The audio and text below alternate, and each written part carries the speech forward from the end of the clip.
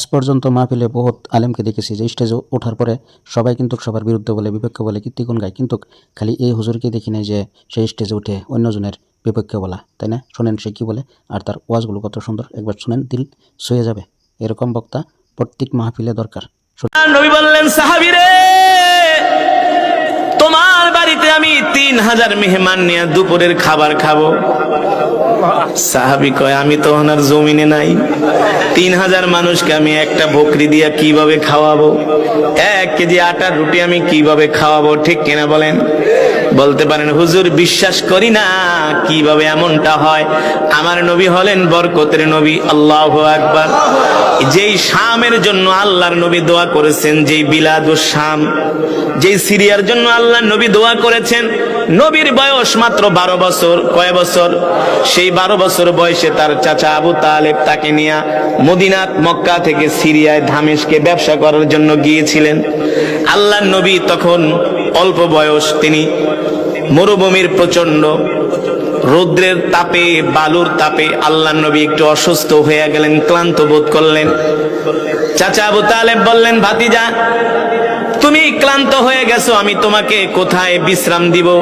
মরুভূমির মধ্যে তো কোনো বিশ্রামের জায়গা দেখি না, তেমন কোনো বড় গাছও নাই যে গাছের নিচে তুমি বসবা। সেই জর্দানের মরুভূমি এলাকায়, সীমান্ত এলাকায় একটা মৃত গাছ দেখা যায়। চাচা আবু তালিব নিয়ে আল্লাহর নবীকে ওই মৃত গাছের নিচে বসালেন। আল্লাহর নবী মৃত গাছের নিচে বসার সাথে সাথে মৃত গাছ জীবিত হয়ে গেছে।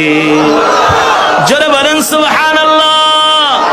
কেন কেন? কারণ কি? আল্লাহ তাআলা বলছেন, ওয়ামা আরসালনাকা ইল্লা রাহমাতাল লিল আলামিন। আল্লাহু আকবার। সেই গাছ আজও পর্যন্ত নাই, আছে। সেই গাছকে বলা হয় সাহাবী গাছ। আল্লাহর নবী শুধু মৃত গাছের নিচে বসেছেন, সাথে সাথে গাছ জীবিত হয়ে গেছে। এই গাছ আল্লাহর নবীর নিদর্শন হিসাবে আল্লাহ তাআলা কিয়ামত পর্যন্ত জমিনে এই গাছকে বাঁচায়া রাখবেন। ঠিক কিনা বলেন? মানুষ দেখবে এই গাছের নিচে নবী বসছিল। নবী রাহমাতুল লিল আলামিনের বরকতে শরীর লাগার কারণে মৃত গাছও জীবিত হয়ে গেছে। এবার জাবের রাদিয়াল্লাহু তাআলা আনহু দৌড়ে বাড়িতে গেছে, যে বলে, স্ত্রী, আমাকে তুমি দোষারোপ করো না। কারণ স্ত্রী যদি আবার মনে করে স্বামী 3000 দাওয়াত দিয়েছে, তাইলে তো স্ত্রী বর্ষনা করবে, তাকে বকাবাদ্য করবে না, যে তুমি এত মানুষ দাওয়াত দিচ্ছ, খাসি একটা, তোমার মাথায় সমস্যা আছে নাকি? কয়, তুমি আমাকে কিছু বলো না। কয়, কি হয়েছে? বলে, আমাকে দোষারোপ করো না। তুমি আটা রুটি 1 কেজি আর খাসি হলো একটা। আমি আল্লাহর নবীকে দাওয়াত দিছি। আল্লাহ নবী কি করছে জানোনি? যুদ্ধের ময়দানে যত মুজাহিদ ছিল, আল্লাহর নবী সবাইকে দাওয়াত দিয়ে দিছে। বলেন সুবহানাল্লাহ। স্ত্রী বলতেছে, প্রাণের স্বামী গো, চিন্তা করবেন না, ভয় করবেন না, শঙ্কিত হবেন না, আতঙ্কিত হবেন না। যদি আল্লাহর নবী তার বরকতি জবান দিয়া দাওয়াত দিয়া থাকে, আমার বিশ্বাস আসমানের মালিক তার হাবিবকে লজ্জিত করবে না। এবার জোহরের নামাজ পড়ে আল্লাহ নবী 3000 সাহাবী সহ জাবের রাদিয়াল্লাহু তাআলা আনহুর বাড়িতে দাওয়াত খেতে যাচ্ছেন। আশেপাশের ইহুদি আছে না, ইহুদি হারামজাদা আছে না, এগুলা আগের থেকেও শয়তানি, এখনো শয়তানি বন্ধ হয় নাই, তবে হবে। চূড়ান্ত মায়ের ওদের কপালে আসতেছি। আমরাও জিহাদের জন্য প্রস্তুত হচ্ছি না, প্রস্তুত। ঠিক কিনা বলেন? এই ইহুদিরা, খ্রিস্টানরা, কাফের মুশরিকরা বলে, জাবের মাথা নষ্ট হয়ে গেছে, নিজে খাইতে পাও না, 3000 মানুষ কিভাবে খাওয়াইবা? দেখি তোমার নবীর কেমন পাওয়ার। আসলে ইহুদিরা জানে না আমার নবী সাল্লাল্লাহু আলাইহি ওয়াসাল্লামের ইজ্জত মানে আল্লাহর ইজ্জত। ঠিক কিনা বলে? কারণ আমার নবী হলেন আল্লাহর বন্ধু। ঠিক কিনা বলে? আল্লাহ তাআলা বলে, হাবিব গো, এই দুনিয়াতে যত নবী পাঠাইছি সবাই আমার সাথে বন্ধুত্ব করছে। হাবিবুল্লাহ, খলিলুল্লাহ, ঠিক কিনা বলেন? ঈসা রূহুল্লাহ, আদম সফিউল্লাহ, মূসা কালিমুল্লাহ। আল্লাহু আকবার। এই দুনিয়াতে দুনিয়াতে আমি যত পয়গম্বর পাঠাইছি সবাই আমার সাথে এসে দোস্তি করছি, কিন্তু আমি আল্লাহ আগ বাড়ায়া আপনার সাথে বন্ধুত্ব করেছি।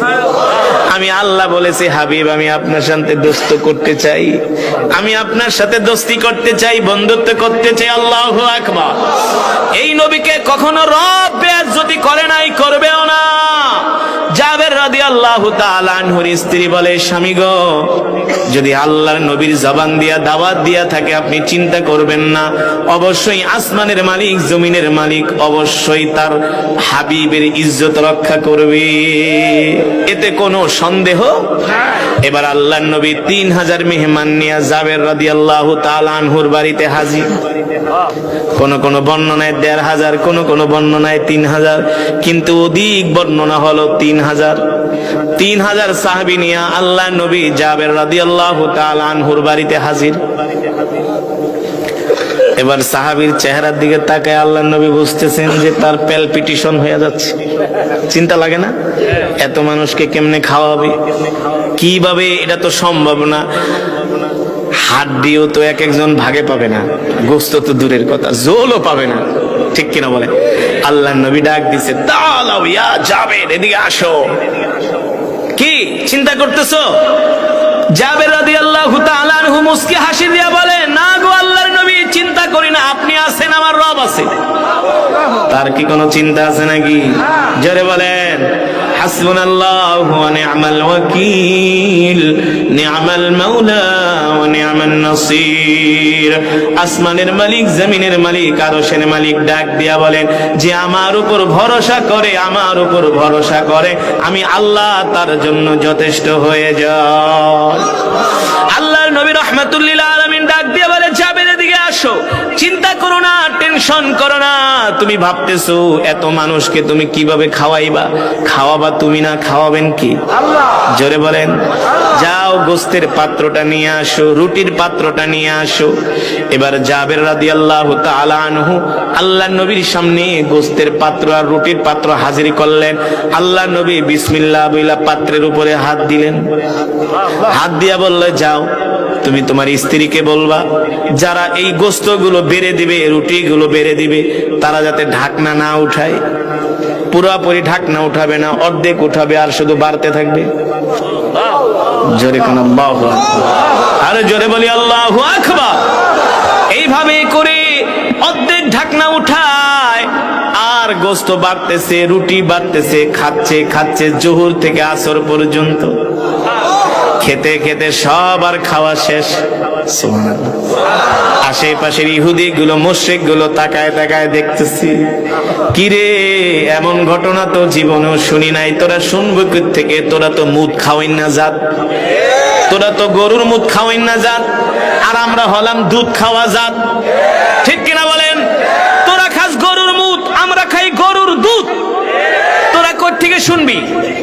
এই মুশরিক কাফেরেরা বলে, জাবের এই ঘটনা তো জীবনেও দেখি নাই, কোত্থেকে দেখবি? তিনি তো রহমাতুল লিল। এবার 3000 মানুষের যখন খাবার শেষ হয়ে গেল, আল্লাহ নবী ডাক দেয়া বলল, জাবের কি অবস্থা? নবীজি গোস্ত টানতেছে, শুধু বের হইতেছে, শেষ হয় না। আল্লাহ নবী বলে, আমিও এখন পর্যন্ত খাই না, এবার আমাকে দাও।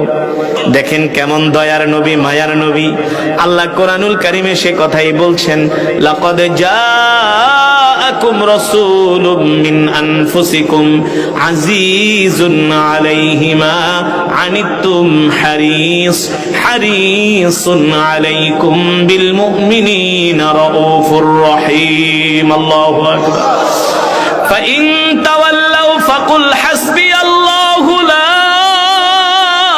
ইলাহা ইল্লাহু আলাইহি তাওয়াক্কালতু ওয়া হুয়া রাব্বুল আরশিল আযীম। আল্লাহু আকবার। আল্লাহ রাব্বুল আলামিন ডাক দিয়া বলেন, নবী দুনিয়ার মানুষদেরকে বলে দেন, এ দুনিয়ার মানুষ, আমি আল্লাহ তোমাদের মধ্য থেকে তোমাদের জন্য এমন একজন নবী পাঠাইছি, যেই নবী কিনা তার জীবনের চেয়েও তোমাদেরকে ভালোবাসে। শুধু তার জীবনের চেয়ে না, তার পরিবারের চেয়েও তোমাদেরকে ভালোবাসে। আল্লাহু আকবার। শুধু তার পরিবারের চেয়ে না, তার সন্তানের চেয়েও তোমাদেরকে ভালোবাসে। আল্লাহু আকবার। দেখেন দেখেন নবী আগে না খাওয়ায়া সাহাবীদেরকে, ঠিক কিনা বলে?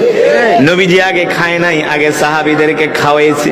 এবার খাওয়ানোর পরে বলে, এ সাহাবী জাবের, এবার আমার জন্য খাবার নিয়ে আসো। এবার সাহাবী জাবের রাদিয়াল্লাহু তাআলা আনহু আল্লাহর নবীর জন্য খাবার আনলেন। আল্লাহর নবী পরিতৃপ্ত হয়ে খেলেন। আল্লাহর নবী খাওয়ার পরে বললেন, জাবের তোমরা তো খাও নাই। বলে, না খাই নাই। তুমিও খাবা, তোমার স্ত্রী, তোমার সন্তানরাও খাবে। আর জোরে বলেন সুবহানাল্লাহ। এবার জাবের রাদিয়াল্লাহু তাআলা আনহু নিজে খেলেন, তার স্ত্রীকেও খাওয়াইলেন। খাওয়ানোর পরে আল্লাহর নবী ডাক দিয়া বলে, জাবের যাও, এবার বিসমিল্লাহ বলে গোশতের ঢাকনাটা উঠাও, রুটির ঢাকনাটা উঠাও। কি অবস্থা! আল্লাহর নবী যেভাবে বলেছেন, জাবের রাদিয়াল্লাহু তাআলা আনহু ঠিক সেভাবে গোশতের ঢাকনাটা উঠালো, রুটির ঢাকনাটা উঠালো। এবার আল্লাহর নবীর সামনে আসলেন। আল্লাহর নবী জিজ্ঞেস করেন, এ জাবের কি অবস্থা গোশতের, কি অবস্থা রুটির? জাবের রাদিয়াল্লাহু তাআলা আনহু বললেন, ফিদাকা আবি ওয়া উম্মি ইয়া রাসূলুল্লাহ, ওগো নবীজি আপনার জন্য আমার মা বাবা কুরবান হয়ে যাক, আপনার জন্য আমি কুরবান হয়ে যাই। আপনি রহমতের নবী, আপনি বরকতের নবী। আল্লাহর কসম কইরা বলি, যেমন গোশত তেমন আছে, যেমন রুটি তেমন আছে, এক ফোঁটাও কমে না। জোরে বলেন আল্লাহু আকবার। সেই নবীর উম্মত আমরা খুশি নাকি বেজার? আর জোরে বলি আল্লাহু আকবার। ও মুসলমান, আমরা এমন এক নবীর উম্মত, আমরা আল্লাহ ছাড়া কাউকে ভয় পাই না, ঠিক কিনা বলেন? শুধু এখানেই নবীর বরকত শেষ না রে মুসলমান, এখানেই শেষ না। আল্লাহর নবী যখন মসজিদে নববীতে কোরআনের বয়ান করতেন,